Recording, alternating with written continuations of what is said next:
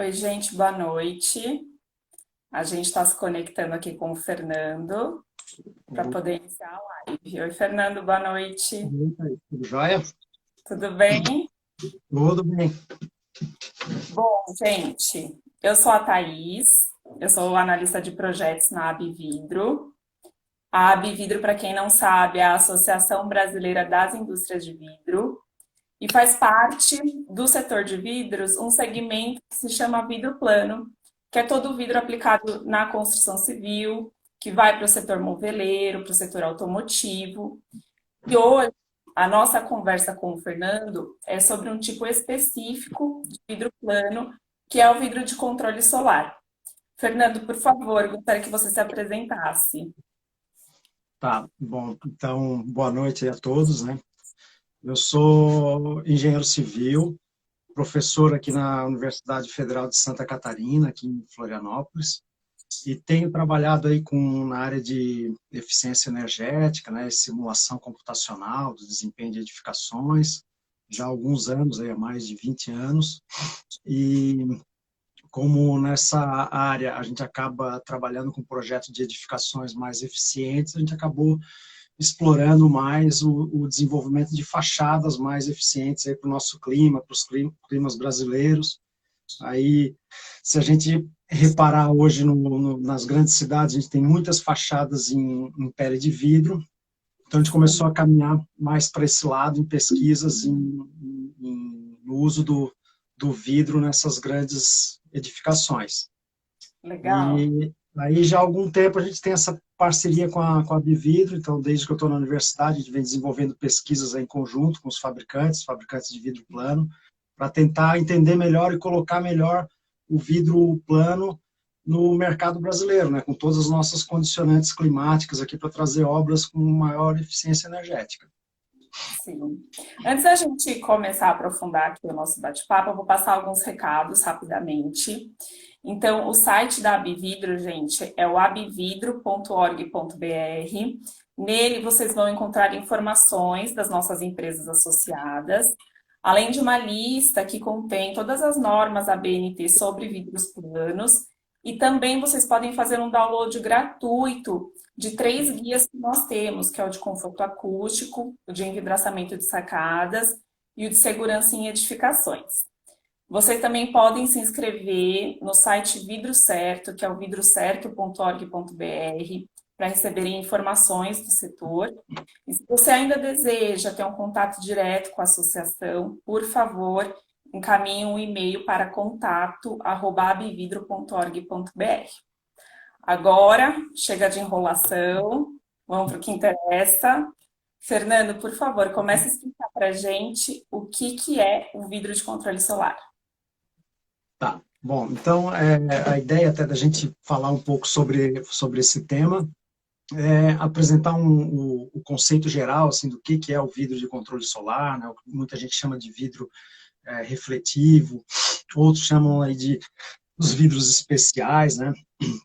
Enfim, são produtos inovadores, vamos dizer assim. A gente tem há pouco tempo a produção de vidros de controle solar no Brasil, relativamente pouco tempo, então, uma questão de 2 décadas. Então, por isso que a gente viu uma mudança significativa aí no nosso padrão arquitetônico assim, nos últimos anos. E no que consiste, né, o vidro? O vidro de controle solar, ele nada mais é do que o vidro comum, que recebe um revestimento metálico, né, uma metalização numa das faces, que vai permitir, então, um filtro, vai filtrar os raios solares, né, a radiação solar que chega até esse vidro. Então, como o nome mesmo já diz, né, o controle solar. Então, a ideia de ter essa metalização, né, esse revestimento em cima do vidro, é para que a gente consiga filtrar a radiação solar e passar menos calor para dentro da edificação e mais luz. Essa composição do revestimento, que é uma série de metais e óxidos metálicos em pequenas partículas, né, que a gente não consegue ver a olho nu, então a gente vai ter um vidro que tem uma leve tonalidade, ele pode ser mais refletivo, pode ser mais escuro, pode ser um vidro bem transparente também, e que filtre bem a radiação solar, que para o nosso clima aqui é algo bem desejável e até extraordinário, é você ter um vidro transparente, claro, e que filtre a radiação solar, mas hoje é possível, hoje a gente tem tecnologia para isso. O que eu gosto de falar também é que muita gente confunde, né, ou acha que o vidro de controle solar é o vidro com película, até porque a gente fala desse revestimento metálico como se fosse uma camada muito fina, como se fosse uma película. Na verdade, não é. O vidro de controle solar ele já sai da fábrica com esse revestimento, então isso não é aplicado depois, não é um processo de pintura, nada disso. Né? A pintura é um outro tipo de vidro, que é o vidro pintado ou vidro serigrafado, já são para outras aplicações. Mas para o vidro de controle solar, ele já vai sair da fábrica com esse revestimento e vai ser instalado na edificação. Depois ele pode ser laminado, alguns vidros podem ser utilizados ainda na forma monolítica mesmo, de controle solar, pode ser o vidro insulado, que a gente pode comentar hoje aqui também sobre o uso e as aplicações. Enfim, em resumo, é um vidro que recebe um tratamento especial numa das faces dele para que permita o filtro da radiação solar. O que vai resultar isso? A gente vai ter prédios mais eficientes, porque você vai diminuir o ganho de calor na edificação, pensando nos climas brasileiros aqui, que a maioria dos nossos climas são muito quentes, e você vai usar menos o ar-condicionado e vai ter o controle de luminosidade também, porque à medida que você começa a fazer esse controle da radiação solar, a gente pode ter uma especificação de vidro, né, uma especificação de revestimento, vamos dizer assim, a receita da composição daquele revestimento, que pode permitir mais passagem de luz do que calor. Ou eu posso balancear também, diminuir um pouco mais a passagem de luz. Então, depende.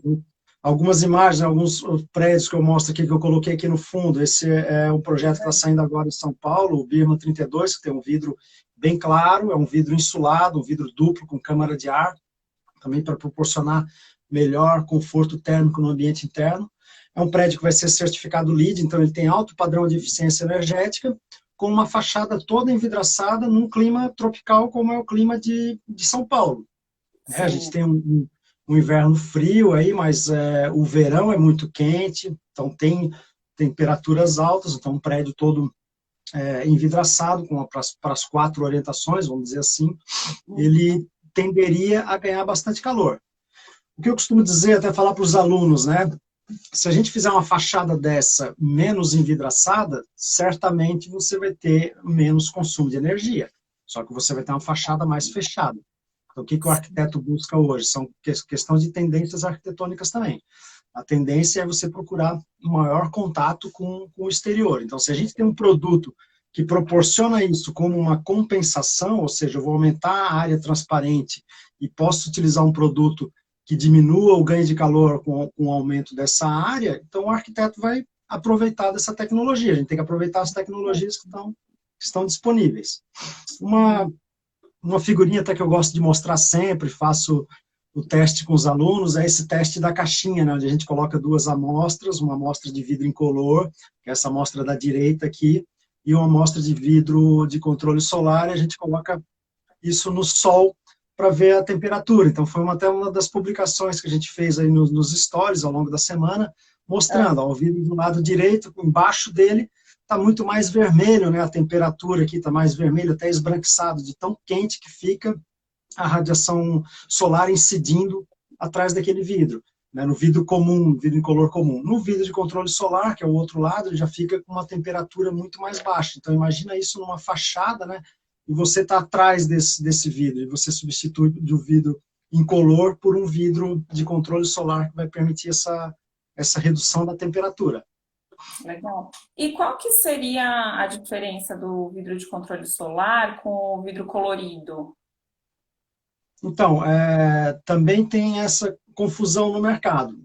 A gente pode ter, o vidro colorido, ele é produzido com uma colocação de metais na massa do vidro durante o processo de fabricação. Então, por exemplo, o vidro verde, ele vai ter mais ferro na sua composição, para ficar com aquele tom esverdeado. Ele não é só uma questão estética, né, o fato de ter o vidro com uma certa tonalidade, uma certa cor, ele também vai ajudar na redução do ganho de calor. A gente usou por muito tempo no Brasil o vidro chamado vidro fumê, que é o vidro cinza, como uma das opções de controle do ganho de calor quando não se tinha o vidro de controle solar. Mas o que que acontece? O vidro colorido, ele, por ter cor, por ter a massa colorida, acaba absorvendo mais radiação solar e ele acaba esquentando mais. Então, a própria superfície do vidro acaba ficando mais aquecida. Digamos que ele ajuda a diminuir um pouco o ganho de calor, mas ele pode promover um maior aumento na temperatura ali da janela, na temperatura da fachada, do próprio vidro. Já o vidro de controle solar, não, a gente vai ter o revestimento aplicado num vidro que pode ser um vidro incolor. Eu também posso ter esse revestimento num vidro verde, que é bem comum, num vidro mais acinzentado, né, um vidro cinza e um vidro bronze. Mas a grande vantagem do vidro de controle solar é você poder filtrar ainda mais a radiação solar em relação a um vidro colorido, podendo até deixar o vidro mais refletivo, se assim a arquitetura desejar, né, por uma fachada um pouco mais espelhada e diminuir ainda mais o ganho de calor para dentro do ambiente. Entendi. Bom, e aí, quando a gente pensa em um clima quente, como você estava mencionando, né? A gente pode pegar o Rio de Janeiro ou até mesmo São Paulo. Os vidros de controle solar, eles vão resolver a questão de eficiência energética desses prédios envidraçados nessas cidades, por exemplo? Essa é uma das primeiras críticas que a gente ouve assim, quando está defendendo um projeto como esses, né, com uma pele de vidro no Brasil. Então, o que acontecia é que na década de 60, 70, quando a gente tinha aqui, começou a surgir, surgiu antes ainda as fachadas envidraçadas, né? Mas até aqueles anos, assim, essas décadas, quando a gente produzia vidros, prédios envidraçados aqui no Brasil, era utilizado vidro incolor comum, ou no máximo vidro fumê, que eu falei agora há pouco, né? Então, a gente acaba produzindo mesmo verdadeiras estufas. Eu costumo até dizer também, o vidro, quando mal aplicado, você vai ter problemas sérios que acabam até queimando o filme do produto. A gente acaba sacrificando o produto, a imagem dele, por às vezes um projeto mal desenvolvido. Então criou-se essa imagem, né, de que a caixa de vidro para um clima tropical acaba promovendo um consumo excessivo de energia, desconforto térmico, etc. e tal. De certa forma, se essa caixa de vidro, né, falando assim, ela for produzida com vidro incolor, certamente a gente vai ter problemas sérios de conforto térmico. Agora, com um vidro desses, de controle solar, que a gente consegue reduzir o ganho de calor em 60%, 70%, a coisa muda de figura. Então, a gente pode ter hoje prédios desse tipo, com uma fachada completamente envidraçada. Até gosto de usar essa imagem que a gente consegue ver aí, a marcação das janelas, né, nesse vidro, nesse prédio, ele tem uma pele de vidro, mas a gente consegue ver uma foto tirada à noite, a gente consegue ver a marcação dos pilares, das vigas, então, não necessariamente uma pele de vidro, ela é 100% transparente. Eu tenho parede opaca por trás. Mas, de qualquer forma, a gente consegue ter maior área transparente do que com um vidro de controle solar, do que com um vidro incolor, mantendo o mesmo desempenho. Então, aproveito para explicar um pouco, né, como é que funciona, mas, em resumo, a resposta é: com vidros desse tipo, a gente consegue ter prédios mais eficientes aqui no Brasil, ou consegue ter um prédio com o mesmo desempenho do que um outro prédio com a fachada mais fechada, né, menos permeável, digamos assim, e com um vidro incolor. Então, o vidro de controle solar, ele veio como uma solução para permitir maior área de abertura, mesmo em climas quentes. A gente tem prédios envidraçados em Dubai, por exemplo, peles inteiras de vidro, com vidro de alto desempenho, promovendo ainda um baixo consumo de energia. Entendi. E aí agora a gente entra na parte de especificação, né? Que a gente escuta aí falar em simulação computacional, principalmente quando a gente pensa nas certificações ambientais, como o LEED, como o Procel. Então eu gostaria que você explicasse assim, de forma rápida como que é feita essa simulação computacional, que tipo de resultado a gente pode obter com ela. E se elas são ferramentas exclusivas do meio acadêmico, Fernando? Por favor, explica para a gente. Então, todos esses projetos aí que eu tenho mostrado aqui são prédios que buscaram a certificação LEED, são prédios já certificados, e que a certificação, de certa forma, ela que impulsionou, né, ou puxou, digamos assim, o uso da simulação computacional para o projeto de edificações aqui no Brasil. Não só aqui no Brasil, como no exterior também. Não era algo comum a gente desenvolver uma simulação energética durante as fases de projeto das edificações. Então, uma das vantagens assim que eu defendo, né, o uso de certificação ambiental, como a certificação LEED, ela obrigar os projetistas, a equipe de projeto, a desenvolver o projeto de forma integrada, né, integrando todas as soluções, fachada, ar-condicionado, iluminação, até para o projeto até de garagens tem interferência no sistema de ar-condicionado, tudo isso, e você é obrigado a pensar de forma integrada para ter um projeto aí de alto desempenho. Nesse contexto de projeto integrado, não tem como você fazer uma análise de fachada sem um cálculo detalhado de ganhos e perdas de calor. Então, a coisa mudou de figura de novo, ela evoluiu, né? Antes a gente fazia o dimensionamento ali até a década de 70, tudo, dimensionamento de sistema de ar-condicionado por tabelas, né? Depois começou a surgir aí os computadores pessoais, vamos dizer assim, os PCs, a gente começou a usar algumas planilhas, mas era muito comum fazer o cálculo de carga térmica, dimensionamento de ar-condicionado pela condição de pico. Então você comparava duas soluções de fachadas, né? Com persiana, às vezes, ou com algum brise, chegava a testar alguns tipos de vidro, mas naquela época a gente ainda não tinha muitas opções no Brasil, mas geralmente era verificado isso para a condição de pico de carga, para saber se o ar-condicionado vai dar conta no verão extremo, vamos dizer assim, no dia mais quente do verão.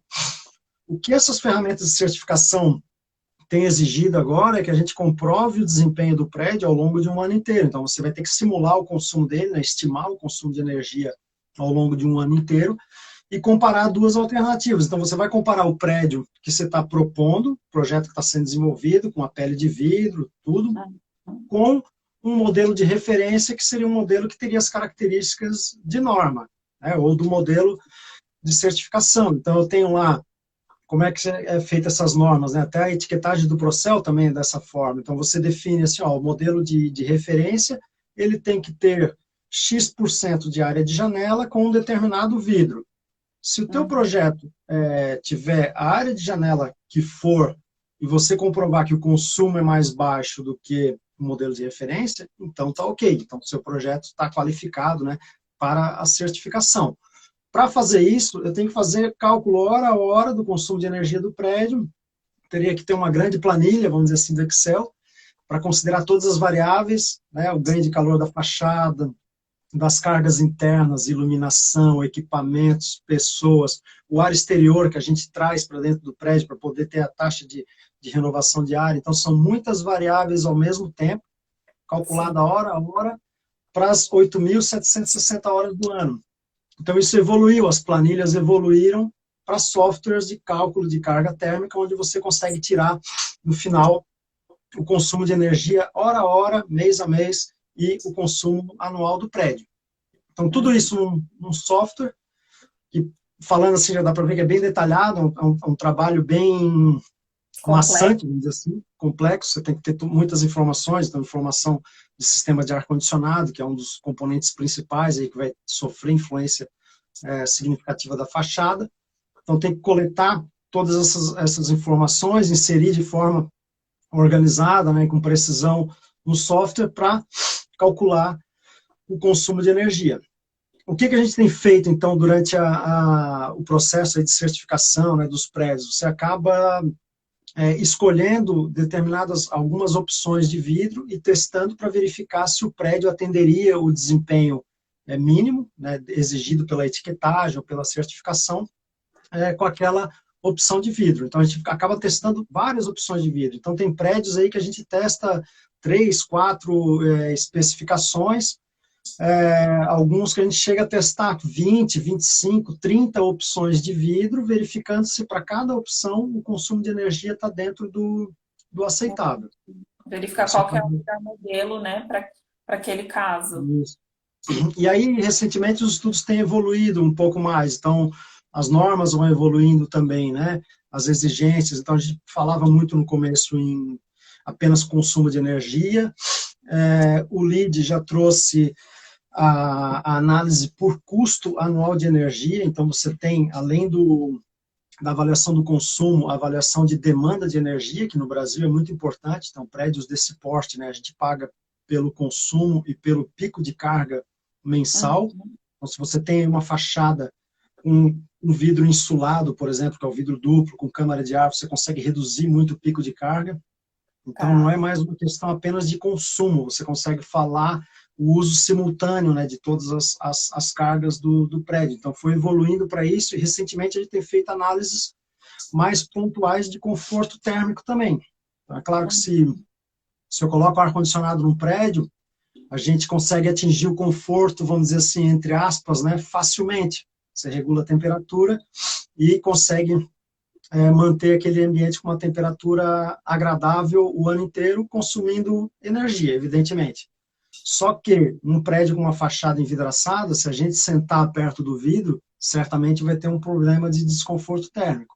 Aí Uhum. a especificação do vidro de controle solar, ou se ele for um vidro duplo, é muito importante, extremamente importante para a gente minimizar esses problemas de desconforto localizado. Então a gente partiu agora para da análise de simulação apenas para verificação do consumo, para verificar agora também questão de conforto pontual próximo às fachadas, né? O que essas fachadas estão representando em termos de problemas de desconforto, como que a gente pode atenuar, a necessidade de colocar os outros elementos de proteção, então não, o vidro ele não substitui um brise, ele não substitui uma persiana, mas ele Uhum. ajuda a minimizar o ganho de calor, ajuda a manter essa fachada mais exposta, vamos dizer assim, mais aberta para o exterior por mais tempo.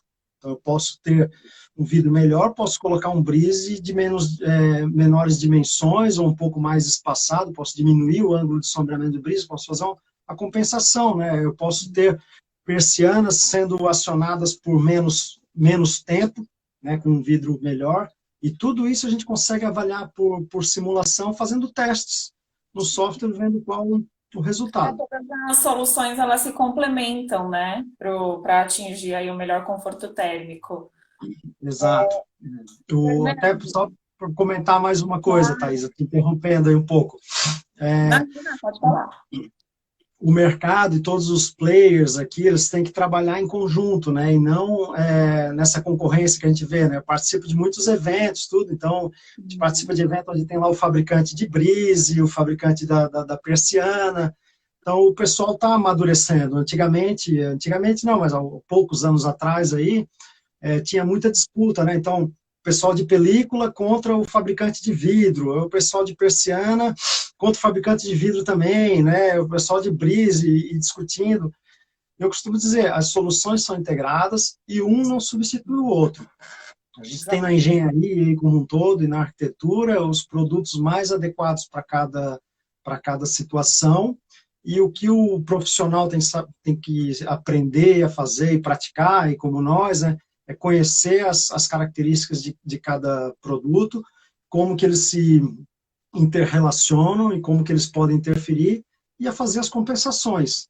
Eu posso ter um vidro melhor e mudar a especificação da minha persiana, tem determinadas situações, né, eu comento muito aí o caso de São Paulo, né? Muita gente critica aí, os prédios LEED, eles são fechados, não tem ventilação natural, né? Voltou-se a se falar nisso agora com a pandemia, tudo, os prédios são fechados, climatizados, mas Uhum. uma cidade densa aí como São Paulo, a gente tem um problema sério para tentar aproveitar, né, para conseguir aproveitar essas estratégias bioclimáticas de ventilação natural, permeabilidade nos edifícios. Você tem problema de poluição, tem problema de ruído, que é um dos mais importantes aí, significativos na solução dessas fachadas. Então, a gente tem que tirar proveito ou lançar mão da tecnologia para construir um microambiente habitável numa cidade que tem os seus problemas. Então, a fachada envidraçada aí, ela não é um problema que vai aumentar o consumo de energia, ela é a solução para você ter um prédio que ele precisa ser lacrado, porque são lajes grandes, profundas, eu não consigo promover ventilação natural com eficácia, com controle de ruído em todo o ambiente ocupado desses prédios, então vou ser obrigado a fechar esse edifício, vou fechar com um material que permite uma manutenção facilitada ao longo de toda a vida útil, que vai manter a característica original durante toda a vida útil do prédio, né, fácil de manter, tem agilidade na construção, diminui a quantidade de resíduos, então tem uma série de benefícios que, se a gente olhar só assim, que aumenta o consumo de energia, não é assim que é feita a conta, né? Então é tudo colocado na balança, a gente faz um estudo de viabilidade técnica e econômica e chega nessa solução. Hoje a gente tem vários projetos desse tipo, vários prédios desse tipo em climas tropicais aqui no Brasil, porque acaba sendo a solução tecnicamente viável quando a gente pensa ao longo de toda a vida útil. Você tem uma fachada mais transparente, esse aqui é o grande mote, né, de hoje da arquitetura. Uhum. E aí, Fernando, falando uma que as pessoas gostam de saber no dia a dia, na prática, né? Quais seriam, assim, os valores aproximados de economia de energia que a gente poderia estar falando agora? Qual seria o retorno sobre o investimento da aplicação desse vidro de controle solar? Eu brinco muito com meus alunos aqui, que eu dou aula no curso de arquitetura, e eu digo que esse é o tipo de pergunta de arquiteto, né?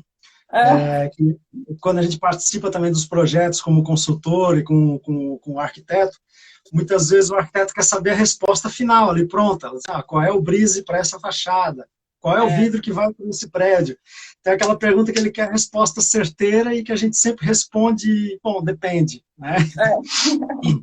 Então, a economia, ela depende da geometria do prédio, do clima, horas de uso, uma série de fatores. Mas se eu responder depende, também não satisfaz os arquitetos, aí provavelmente deve ter arquitetos nos assistindo, tá? Porque eles querem saber a resposta final. Estou pegando no pé dos arquitetos, mas a gente tem uma boa relação com eles, tá? Então, o que eu costumo dizer assim, se você sair de um prédio com vidro incolor para um vidro de controle solar, você consegue chegar em redução de carga térmica pela janela de até 60%, 70%, que é o que alguns fabricantes de vidro anunciam aí como propaganda. A propaganda não está errada. A redução na carga térmica pelo metro quadrado de vidro ali pode chegar nesses valores. Só que no edifício você tem outras cargas térmicas, né? Então eu tenho ganho de calor pela parede, pela cobertura, tem as pessoas que representam uma carga importante, iluminação, equipamentos, então tudo isso influencia. Prédios como esse aqui que eu mostrei, o Birman, um dos primeiros, ele tinha na condição de pico dele, de dimensionamento do ar-condicionado, a fachada representava 7% da carga térmica. Para ter uma ideia, então, como a gente se engana, né? Olha assim um prédio. Acaba pensando errado, né? Exatamente. Aí, se você tem 7% de participação só da fachada na carga térmica, se você reduzir isso já com vidro eficiente, né? Um vidro eficiente. Então, se você tivesse um vidro pior, daria para fazer uma conta aí reversa e chegar, sei lá, no dobro, 14%, 15% de participação aí do vidro na carga térmica. Ainda continua sendo uma parcela pequena, vamos dizer 15% ou 20% que seja, um quinto, do consumo do ar-condicionado, que é uma outra parcela do prédio, que seja, vamos dizer, a metade. Então, uma série de percentuais que vão se multiplicando, e no final a gente acaba tendo uma participação não tão significativa quanto se pensa para um prédio desse porte que tem as lajes profundas. O comparativo, agora chega na resposta, tá? Que o arquiteto quer ouvir. O que a gente pode dizer? Eu consigo chegar numa fachada que tem 50% de área transparente com vidro de controle solar, com o mesmo consumo de energia que uma fachada com 30% de área de janela de vidro incolor.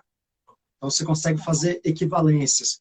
Isso, claro, dependendo da geometria do prédio, tudo isso vai variar muita coisa, a gente tem que ter muita ressalva nessas informações. Mas você consegue ampliar a área de janela quase que dobrar a área de janela, quando se compara com o vidro incolor comum, à medida que você utiliza o vidro de controle solar.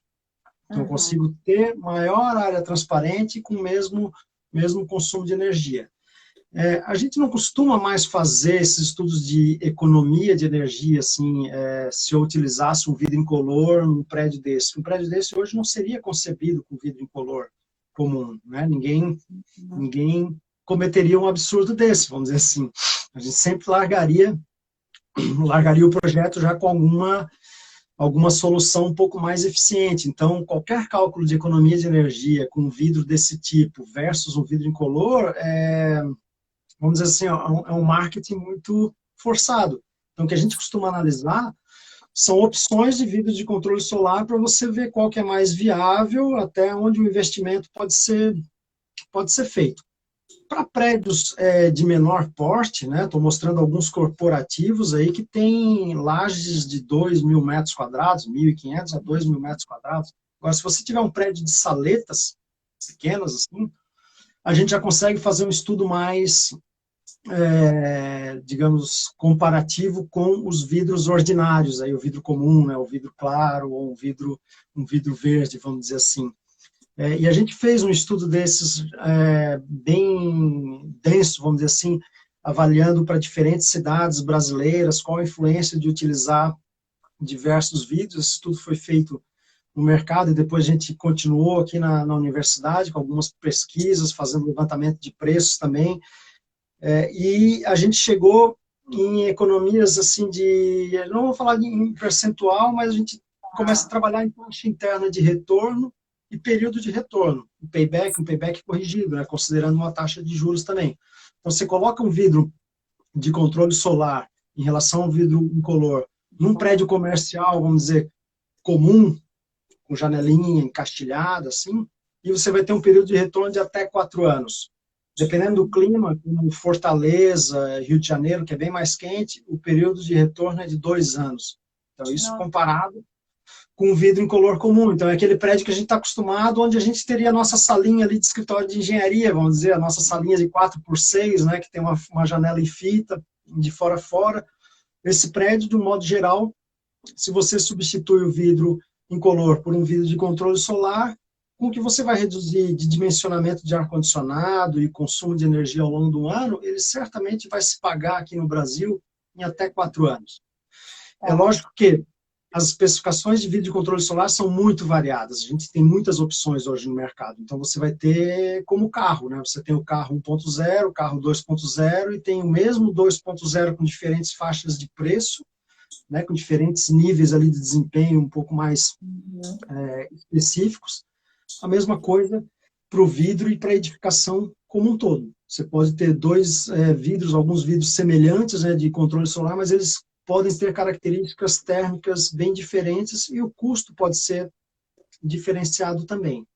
Mas, em resumo, a solução se paga, climas mais quentes, evidentemente, eles vão ter um retorno muito mais rápido.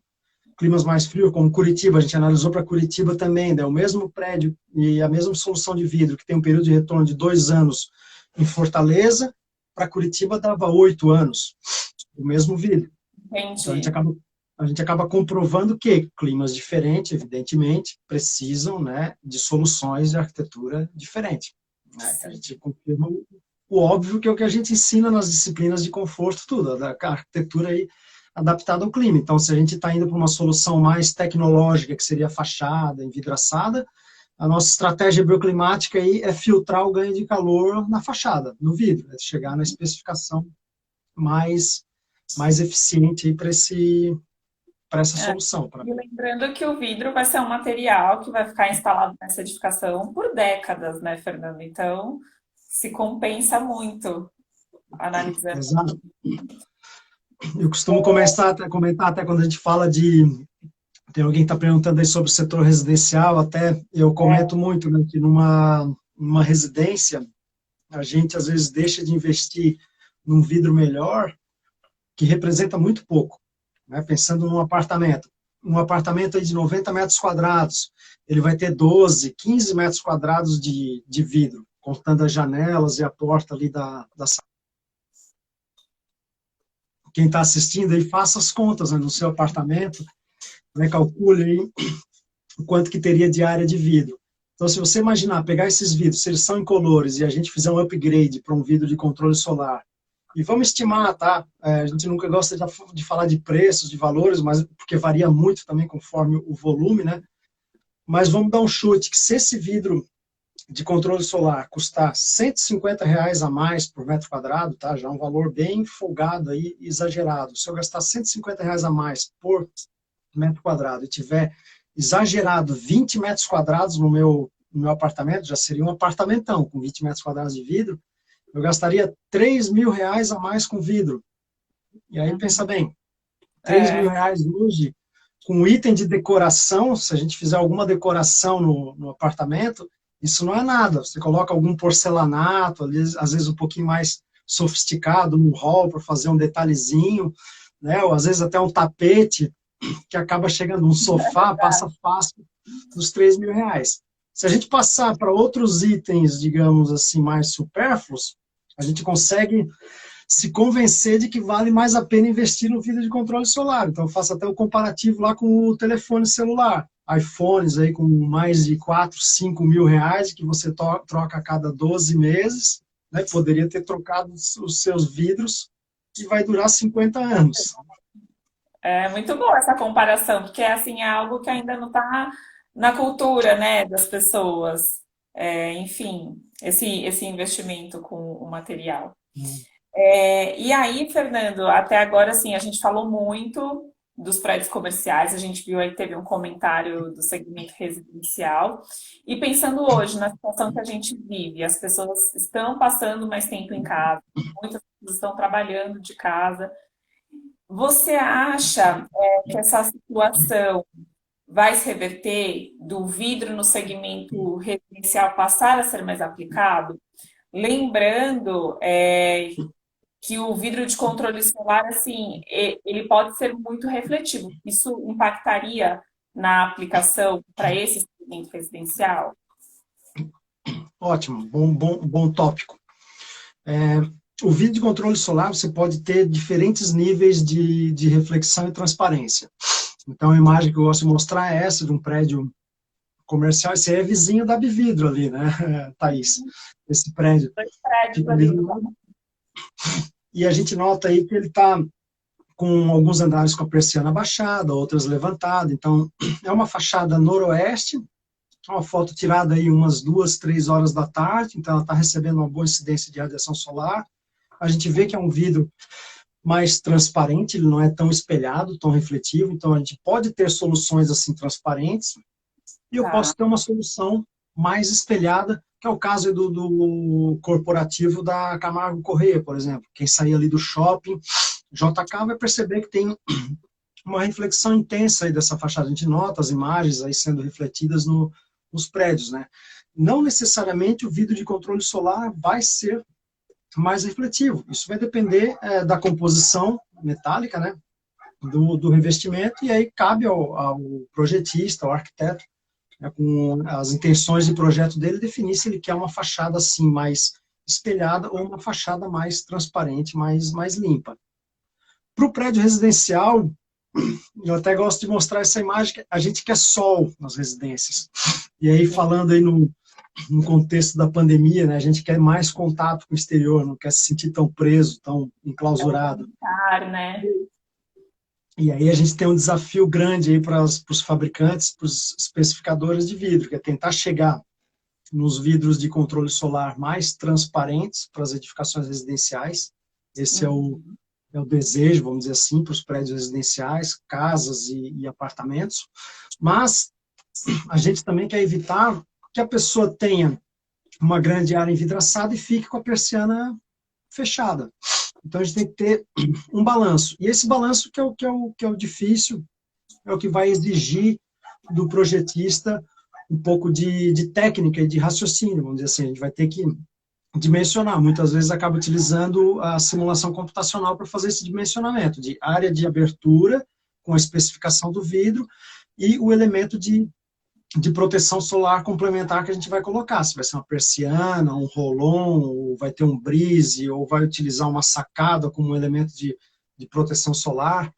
Mas, em geral, a tendência é que as edificações residenciais passem a utilizar mais vidros de controle solar. A gente ainda tem pouca penetração desse produto nos prédios residenciais, mas agora a tendência até de você trabalhando mais em casa, né, estando em casa ao longo do dia e não só final do dia e à noite, a gente começa a sentir os problemas de conforto térmico que um projeto, vamos dizer, com produtos simples, né, comuns, podem provocar. Então, uma sala, que às vezes você tem lá uma sala de estar, que tem um vidro incolor, e você fica muito pouco durante o dia, mais à noite, quando chega em casa, para quem trabalha fora, né, nem todo mundo tem esse perfil também de trabalhar, né, no horário comercial fora de casa, mas é ainda muito comum no padrão hoje da sociedade, vamos dizer assim, você trabalhar das 8 até 6, ou algum horário, né, durante o dia fora, e voltar e não percebe os problemas de desconforto térmico que teria no horário de pico do seu apartamento. Agora, ficando em casa, a gente começa a perceber isso. E, pelo jeito, a gente vai ter uma amostra aí de um ano inteiro, né? De como que o nosso apartamento se comporta, né? Essa questão do conforto térmico durante todos esses meses, provavelmente. Exatamente. O pessoal já está verificando na prática agora, na quarentena, o ano inteiro, quase todas as estações, quais os problemas do seu apartamento. Enfim, tem uma oportunidade grande. Tem também uma questão muito puxada por questões acústicas também. Você acaba utilizando vidros para controle de ruído, que em geral são vidros laminados, que você vai ter um melhor desempenho, vidro com mais massa e também com PVB, né? No meio você vai ter uma melhor atenuação acústica. E o vidro laminado, a partir do momento que você opta por um vidro laminado, né, especifica um vidro laminado por uma janela, uma porta de sacada, já te abre muito mais opções para colocar um vidro de controle solar nessa composição, porque o coating, o revestimento metálico ali, a gente chama de coating, né, nesse vidro, muitos deles precisam ter uma proteção, então muitos vidros eu acabo tendo que laminar para proteger o coating, ou fazer um vidro insulado. Tem alguns produtos que não precisam dessa laminação, mas a partir do momento que eu começo a trabalhar com vidro laminado, você já começa a ter mais opções de vidros de controle solar para ser colocado no apartamento. Então, construtoras aí atentas a um produto diferenciado, né, buscando, quem sabe, uma etiquetagem de eficiência energética, melhorar o desempenho térmico, a norma de desempenho está em revisão, né, a gente está trabalhando nisso também, a tendência é que a gente comece a puxar um pouco mais produtos de melhor qualidade para as fachadas e começar a falar um pouco mais de níveis de desempenho térmico, né, não se pode falar de conforto térmico na norma, né, níveis de desempenho térmico um pouco mais evoluídos aí do que o que a gente vinha construindo. Tá. Falta um pouquinho mais de 15 minutos aí para a gente encerrar nossa live. E aí você citou algumas vezes o vidro insulado, que é um dos tipos de vidro que a gente tem, né, no segmento dos vidros planos. Gostaria que você explicasse um pouquinho o conceito desse vidro, para que ele serve e se ele se paga, porque no final das contas a gente está usando, digamos que o dobro de material, né? Então explica um pouquinho para a gente como que funciona. Isso, até trago uma imagem aqui de um zoom de um vidro insulado. Então a gente tem duas chapas de vidro coladas num perfil metálico, e esse perfil metálico ele tem um material dessecante, então vai ter ali uma sílica, né? Aquela mesmo que a gente recebe na caixinha do celular ali para não dar uma umidade. Então a gente mantém essa câmara de ar sem umidade, o vidro é todo lacrado nas suas bordas, né, com esse espaçador metálico. O espaçador varia de dimensão, a gente tem diferentes tamanhos, aí 8 milímetros, 9, 12, 25, tem alguns tamanhos padronizados. E qual é a função, né, do vidro insulado? Ele tem algumas funções, não dá para a gente isolar assim, ele serve só para isso, né? Para começar, ele surgiu até o termo, né, insulado, que é um termo aí em português nunca soou muito bem, mas já se consolidou no mercado, já está até na norma, então a gente tem que se render à nomenclatura, mas no começo até eu era contra esse termo, porque ele é foi aportuguesado do insulated, do inglês, né, de isolamento, de isolado, na verdade, isolado termicamente. Então, o vidro, essa composição é muito utilizada em climas frios, Estados Unidos e Europa, né, principalmente, para diminuir as trocas de calor entre interior e exterior da edificação, para diminuir a perda de calor por condução através do vidro. Porque a gente tem os vidros nas janelas muito fino, né, as camadas de vidro que a gente utiliza. Então, o vidro monolítico ali de 6 milímetros, 8 ou 10 milímetros, então a resistência térmica dele é muito pequena. A hora que você desacopla duas camadas, né, ou fabrica, produz duas camadas com a câmara de ar entre elas, você aumenta muito o isolamento térmico, você reduz a transferência de calor pela metade, aí por esse painel de vidro. Então, a gente começa a utilizar esse o vidro insulado, o vidro duplo com câmara de ar, quando eu quero bloquear, diminuir, né, muito a troca de calor entre os dois ambientes. O Jonas até dá a dica ali, lembra muito bem. Ele já é muito utilizado nas portas de refrigeradores. Então, os expositores, quando você para pegar uma bebida aí num posto de gasolina, numa loja de conveniência, uma bebida sem álcool, né? Você vai ver que a porta do refrigerador ela é com vidro duplo, muitas vezes tem um espaçador bem maior para você ter uma câmara de ar maior, e essa câmara de ar funciona como isolamento térmico. Aí você tem ali o freezer com a temperatura muito mais baixa do que a loja. A mesma coisa vai funcionar na edificação, então eu vou manter a edificação com a temperatura interna mais estável. Então, se eu tenho grandes panos de vidro, é desejável ter vidros insulados com a câmara de ar. Lembrando que o isolamento térmico, os isolantes térmicos, eles são materiais que têm ar incorporado. Então, o ar é que dá o isolamento, a propriedade, né, de isolamento térmico para os materiais. Então, foi uma forma de produzir um vidro isolado termicamente, foi fazendo uma câmara de ar. No exterior, o pessoal usa 2, 3, dependendo do clima, né? Pensando na Finlândia, eu poderia ter um vidro triplo, vidro quádruplo, com mais câmaras de ar ainda, para reduzir ainda mais a perda de calor, porque a diferença de temperatura entre interior e exterior é muito grande. Os outros benefícios que eu falei, que é importante a gente destacar, à medida que você aumenta essa câmara de ar, você começa a desacoplar as duas camadas e você tem um melhor isolamento acústico também. Ou pode trabalhar com espessuras de vidro diferentes para barrar ou para isolar acusticamente faixas de frequência diferente de um determinado nível de ruído. Então, aí entra. O vidro tem o seu desempenho térmico melhorado e contribui para o isolamento acústico, dependendo da especificação dele e da faixa de frequência que se quer bloquear no ruído. Além disso, a hora que você coloca mais um vidro, você consegue reduzir um pouco mais o fator solar, o ganho de calor solar do vidro que a gente estava falando desde o início, né? Então, tem o vidro de controle solar, a hora que você faz mais um vidro na frente, seja ele incolor ou um vidro até comum utilizado, é um vidro verde, para montar um vidro insulado, você tem um ganho adicional de redução, né? Vamos dizer assim, aumenta ainda mais a redução do ganho de calor solar do vidro e mantém um vidro mais transparente. Então, essa é uma dica, né, um macete que eu costumo dizer para os arquitetos. Se você quer um projeto com maior transparência e grandes panos de vidro, busque vidros insulados para manter essa baixa taxa de reflexão, mantendo ainda um ganho de calor solar baixo, uma boa transparência, e você vai ter menos trocas térmicas pela fachada. Então, isso é muito comum em residências com salas envidraçadas, em climas aqui no sul do Brasil, onde eu tenho um inverno muito rigoroso, você perde muito calor pela fachada, e entra bem um vidro insulado. Entendi. Agora, gente, a gente está com 10 minutinhos aí para encerrar a live.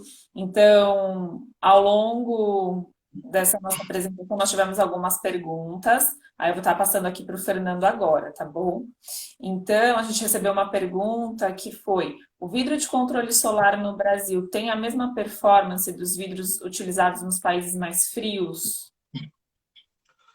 a composição do vidro é um pouco diferente, né? A gente até discutiu esses dias aí numa reunião aí de trabalho, a massa do vidro fabricado no exterior vai ter uma composição de metais levemente diferente do que aqui no Brasil, e você pode ter diferenças de desempenho aí de 4, 5 pontos percentuais em algumas propriedades, né, que a gente mede do vidro, quanto que atravessa de luz, né, quantos por cento ele permite de ganho de luz, ganho de calor, ou quantos por cento que ele reflete.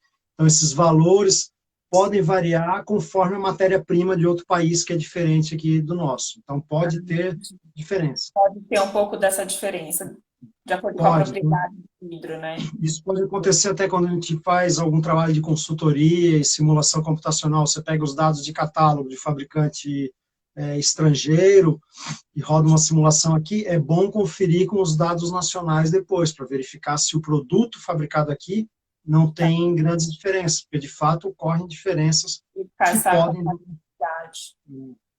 Tá.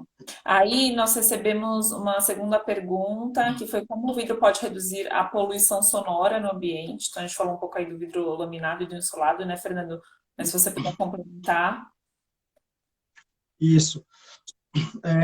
Para você trabalhar, o vidro ele é um bom isolante, porque ele tem uma boa massa, né? Então você tem um material denso, só que a gente usa em pequenas espessuras, né? Mas é só a gente lembrar que no carro, quando a gente fecha o vidro, a gente já reduz muito o nível de ruído, principalmente os ruídos mais agudos.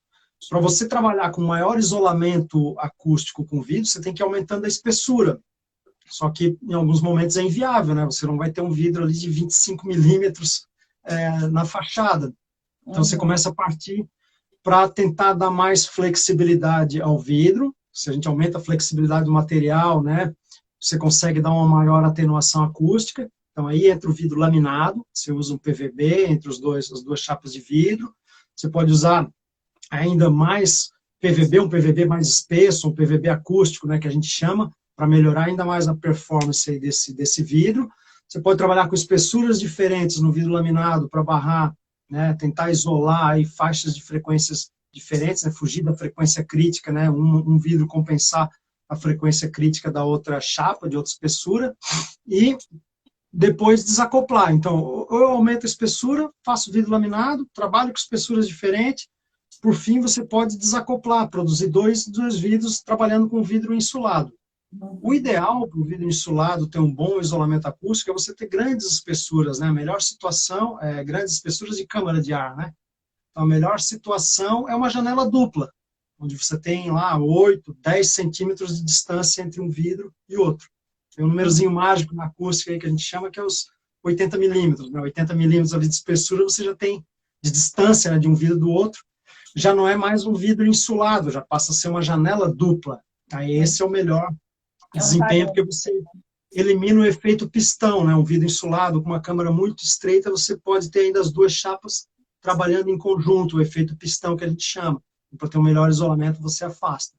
Então, a acústica do vidro é isso, aumenta a espessura, faz laminado e o insulado com grande câmara. Aí nós recebemos a pergunta que foi como se apresenta o benefício do vidro eficiente para o cliente do segmento residencial. Acho que vai muito no que a gente falou ali na redução, né, do consumo de energia. Para o residencial, né? Da questão do retorno de investimento. A gente fez até alguns estudos aí eu estava falando ali no caso do apartamento, comparando com o iPhone, né? Eu me lembro que a gente fez alguns estudos para esses apartamentos, assim, padrão de 80 metros, 90 metros quadrados, assim, um apartamento, vamos dizer, típico, né?